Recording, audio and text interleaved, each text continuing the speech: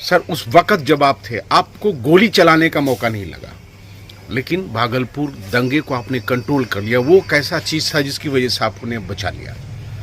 अगर सच पूछो तो जहाँ पर भी हम जाते थे वहाँ पर इतनी राइट्स हो रही थी और लोग इस तरीके से मतलब तंग कर रहे थे या मतलब इतनी राइट्स हो रहे थे। लेकिन उस समय मैंने एक ही चीज़ अपनाई कि किसके ऊपर गोली चलाएं, किसका हुक्म लें, किस तरीके से रोकें। हमने कहा गोली नहीं चलाएंगे, अपने ही सब लोग हैं। तो फिर एक हमारा इनोवेशन आया। मेरे पास एक बिगल था कंपनी के अंदर, वो मुझे याद है, वो हम जहाँ जाते थे बिगल बजाते थे। तो बिगल जब बजता था तो लोग कहने लग पड़े कि ये जो टोली है ये कोई अलग टोली है, क्योंकि यहाँ के लोगों को उस समय ये भी नहीं पता होता था कि पुलिस कौन है, आर्मी कौन है और ये फोर्सेस कौन है। इतने लोग मतलब इतने इस समय हाँ।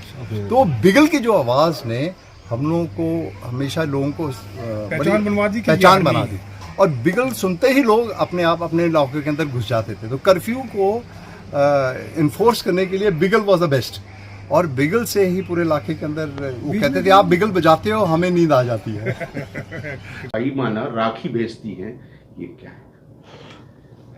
वो ये बड़ा इंटरेस्टिंग है कि लास्ट जो इस साल 2023 इसी साल इसको थोड़े दिन पहले ही पता लगा कि हम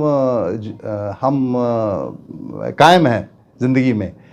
इसके पास इंफॉर्मेशन ये थी कि कि कारगिल की किसी लड़ाई, जब 1999 में जो लड़ाई हुई है कारगिल में, इसको कहीं एक खबर मिली कि 99 में हम मार्टियर हो गए हैं, हम शहीद हो चुके हैं। तो उसके बाद ये भी अपने रही, लेकिन कहीं फिर धीरे से धीरे इनको फिर पता लगा यहाँ पर खबर में। आफ्टर ऑल भागलपुर कहाँ अलग थलग है यहाँ पर, तो यहाँ पर इसको पता लगा। इसने फिर इस राखी के समय पर मुझे फ़ोन कॉल किया। एक हमारा जो ड्राइवर था मेरा उस समय, उस ड्राइवर ने मुझे बताया कि मल्लिका का अब पता लगा है कि आप सही सलामत हैं।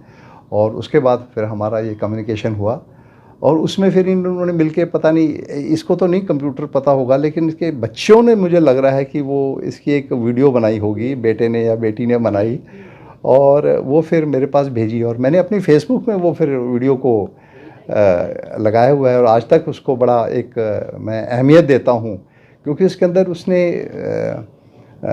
एक बहन भाई का एक रिश्ता अपने आप ही इसने क्रिएट किया। इसकी अपनी खुद की क्रिएटिविटी है, चाहे वो, तो मेरे हिसाब से तो एक बहुत बड़ी बात है। और इसीलिए भी जब इसने ये रिश्ता एक कायम कर दिया तो मेरा भी एक रिश्ता बन गया और आज हम, बहुत अच्छा लगा है आज, क्योंकि आज पहले तो मैं आपको शुक्रिया करता हूँ आपका कि, और आप मुझे वैसे ही याद कर रहे हो मेजर साहब, लेकिन उस 1989 भागलपुर के दंगे के बाद मेरी एक और प्रमोशन हो गई, मैं लेफ्टिनेंट कर्नल बन गया और उसके बाद 99 के बाद रिटायर हो गया और 33 साल के बाद आज दोबारा यहाँ पर पहुँचा हूँ और बहुत खुशी महसूस हो रही है और बड़ा मन को सुकून मिल रहा है, क्योंकि आज पहली बार 33 साल के बाद मल्लिका को मैं देखा और इसकी खुशियों के अंदर शामिल होने के लिए मैं आया हूँ।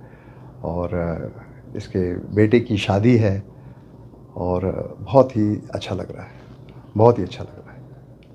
मल्लिका ने क्या कहा? पहले मिलते तो हम दोनों एक दूसरे को, उसको जब मैंने देखा उससे तो कोई शब्द ही नहीं निकला उसके मुंह से, बस मेरे गले लग गई, कहते कि आप हैं तो हम हैं। और बड़ा अच्छा लगा है कि मल्लिका ने आज उसको खुशी प्रकट, बहुत ज़्यादा खुशी प्रकट की। मल्लिका ने अगर ये कहा कि आप हैं तो हम हैं, सर ये बहुत बड़ी बात है, इसके पीछे की कहानी क्या? एक्चुअल में ये कोई कहानी तो हम नहीं कह सकते, ये एक समय की एक इस प्रकार से एक समा था जिसके अंदर यहाँ पर भागलपुर के अंदर शायद राइट्स शुरू हो गए थे और राइट्स को कंट्रोल करने के लिए यहाँ की लोकल एडमिनिस्ट्रेशन ने एक जिसको कहते हैं A2 सिविल अथॉरिटीज़ के अंदर आर्मी को बुलाया था और उस समय हमारी जो यूनिट थी, हम रांची में थे, तो रांची से मैं और साथ में हमारे और कुछ जजमान ऑफिसर्स और 2 कंपनियां हम यहाँ पर आई थी राइट कंट्रोल करने के लिए। और उस राइट कंट्रोल के दौरान हम लोगों ने, जैसे भी सिविल एडमिनिस्ट्रेशन ने हम लोगों को हुक्म दिया या जिस तरीके से उन्होंने काम हमसे चाहा, उसके मुताबिक हम लोगों ने काम किया। So that is how we came to Bhagalpur. और तो बस यही कहानी थी। और उसके बाद हमने ड्यूटीज़ अपनी निभाई। ड्यूटी निभाते हुए मैंने ये देखा कि चंदेरी के अंदर 26 या 27 अक्टूबर को और 1989 को हम लोग को वहाँ पर इनका जो गांव था चंदेरी, सबौर एरिया के अंदर, चंदेरी, राजपुरा, उस इलाके के अंदर कुछ राइटियर्स थे। तो हम लोगों ने कंट्रोल कर दी सिचुएशन। और सिचुएशन कंट्रोल करने के बाद अगले दिन जब हम वापस चले गए, हमने एडमिनिस्ट्रेशन को हैंड ओवर कर दिया। बट नेक्स्ट मॉर्निंग मैं अपनी ही एक सूझबूझ के साथ अपने ही सुबह के समय अपनी गाड़ी लेकर मैंने जाके ऐसे ही इंस्पेक्शन करने की सोची।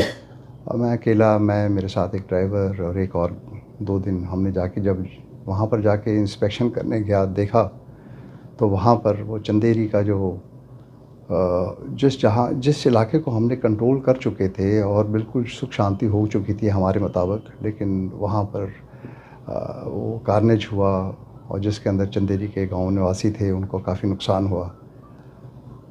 और उसके अंदर ही वहीं पर ही जो वहाँ पर चंदेरी के अंदर जो एक पौंड था, वहाँ पर हमें मल्लिका एक गिरी पड़ी थी।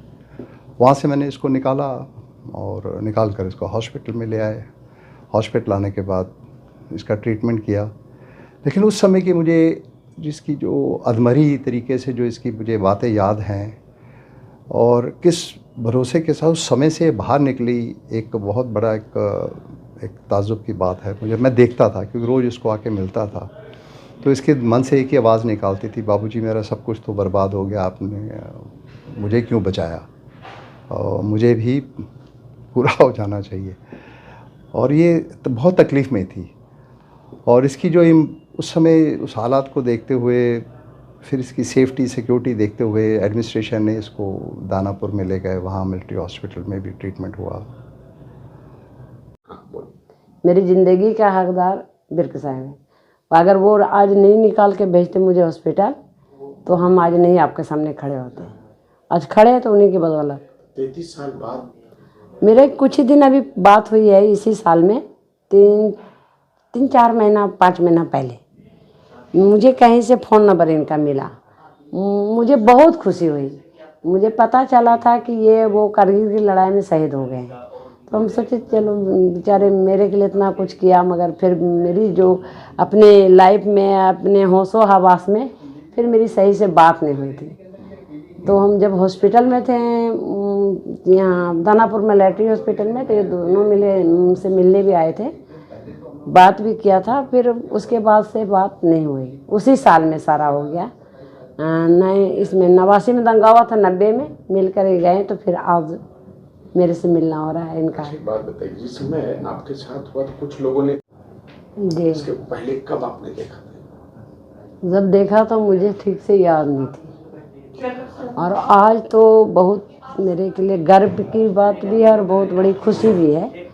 जिसने मुझे बताया वो अभी मेरे पास है और मैं उसको भाई भी मानती हूँ और मतलब अपना सब कुछ मानती हूँ।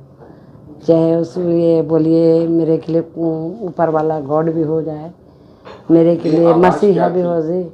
आवाज़ क्या थी जो जिंदा थे?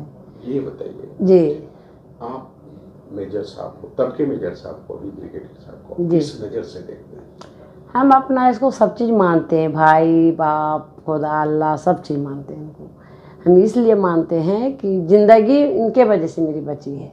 भले मुझे नहीं मिले बीच में 25-30 साल, लंबा 33 साल हो गया दंगा को। तो 2-3 साल की बातचीत हुई जो दंगा में, जब तक ये यहाँ रहे, जाने के बाद मेरी बात नहीं हुई थी। ये कुछ ही दिन 5-6 महीने की बात हुई जो मेरी बात हुई। तो हम अभी उनको तो भाई मानते हैं। ऐसे तो जो है सब चीज़ है, मसीहा है एक मेरे के लिए।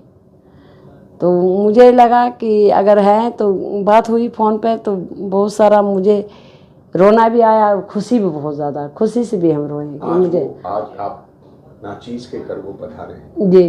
तो मेरे घर में बहुत मेरी ऐसी किस्मत है, खुशकिस्मत है जो मेरे घर में आए हैं। मैं इसके लायक भी नहीं हूँ, मैं उतनी बड़ी आदमी नहीं हूँ हस्ती, मैं एक मामूली सी इंसान हूँ, फिर भी मेरे के घर में ये आ गए, मेरे के लिए बहुत बड़ी बात है। क्यों? क्योंकि मेरा सब चीज़ है, निकालने वाला ये, बचाने वाला ये। अगर हंसती खिलती ज़िंदगी है तो इन्हीं का दिन है। आज मलका खड़ी है, कल मलका रो भी रही थी, रोती आज भी है, मगर आज खुशी का माहौल है जो इनको खुश करने के लिए हम यहाँ पर चले आए, लेने के लिए उनको। मेरे के लिए यही बहुत बड़ी बात है। Thank you.